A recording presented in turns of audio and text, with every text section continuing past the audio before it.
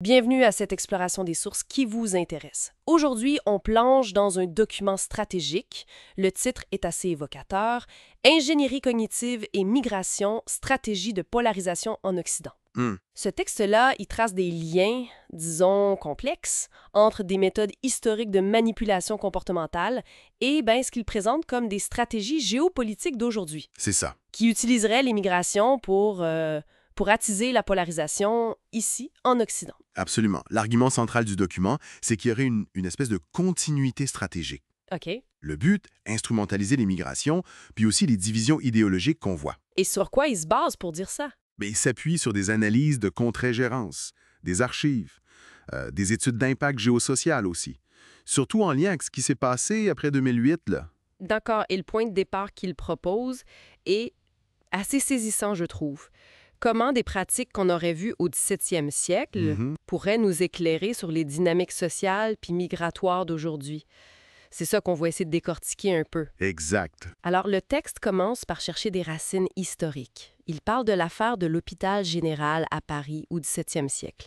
C'est documenté par Marion Sigaud, l'historienne. Oui. Ça impliquait, selon elle, le déplacement forcé d'enfants, puis une forme de dissociation identitaire, une tentative de briser leur identité. Le document va plus loin.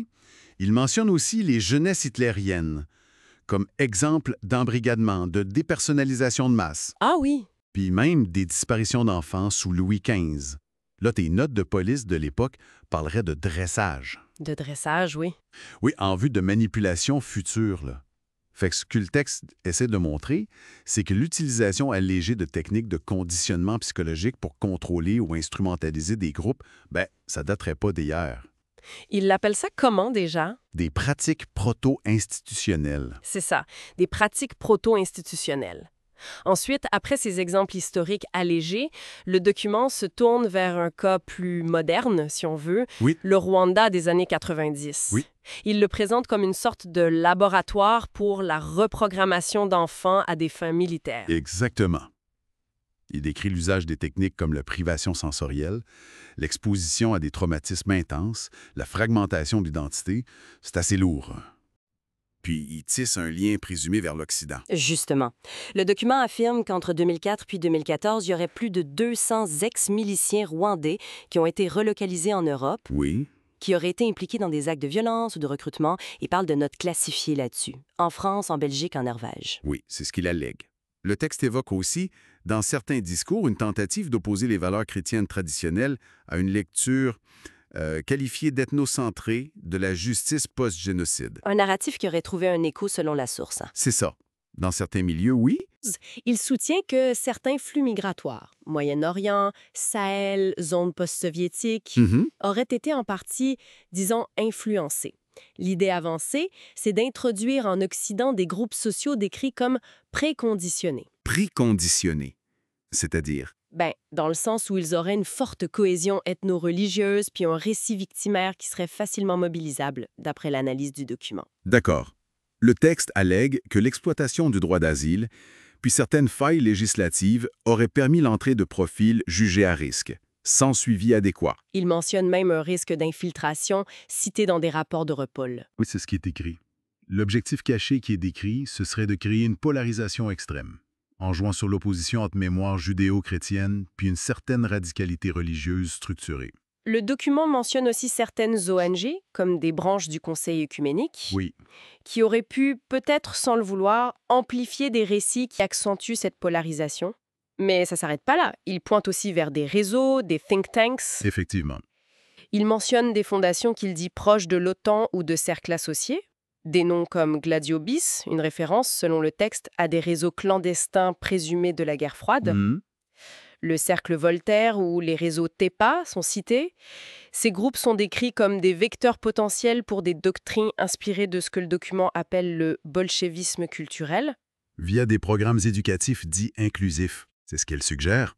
Une sorte d'infiltration idéologique par ces canaux-là. Le document va même jusqu'à parler de fuite d'informations contrôlées pour détourner la critique. Wow. Et ce qui est assez frappant, c'est qu'il cite des correspondances internes présumées entre les États-Unis et le commandement européen, US-EU-COM, datant de 2006. Ah oui. Et qu'est-ce qu'elle dirait ces correspondances, aura-t-il? Elles évoqueraient des tests de résilience sociétale, par l'injection de ce que le document nomme des vecteurs cognitifs divergents.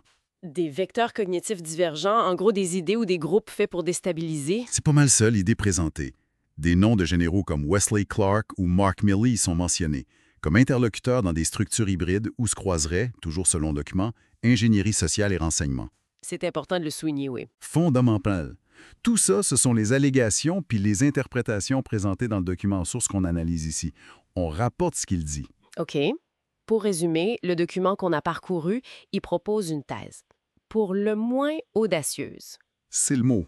celle d'un plan à long terme, qui utiliserait le conditionnement cognitif, le modelage des esprits, là, puis des transferts de population pour, affaiblir les repères traditionnels en Occident et préparer le terrain pour un affrontement idéologique majeur. Face à ce constat, disons alarmant, le document lui-même fait des recommandations. Ah oui, hein? Lesquelles? Une analyse conjointe, renseignement étant majeur, un audit des programmes migratoires autant ONU, puis une réévaluation critique des programmes éducatifs actuels. Le document parle d'un choc civilisé programmé. Ça fait réfléchir. Au-delà des tensions qu'on voit, des conflits évidents, Oui. Quels pourraient être les signes plus discrets, plus subtils dans notre société qui pourraient suggérer qu'une telle ingénierie cognitive, si elle était réelle, serait en train de façonner nos réalités sans qu'on s'en rende compte? C'est une piste de réflexion, je crois, pour continuer l'exploration.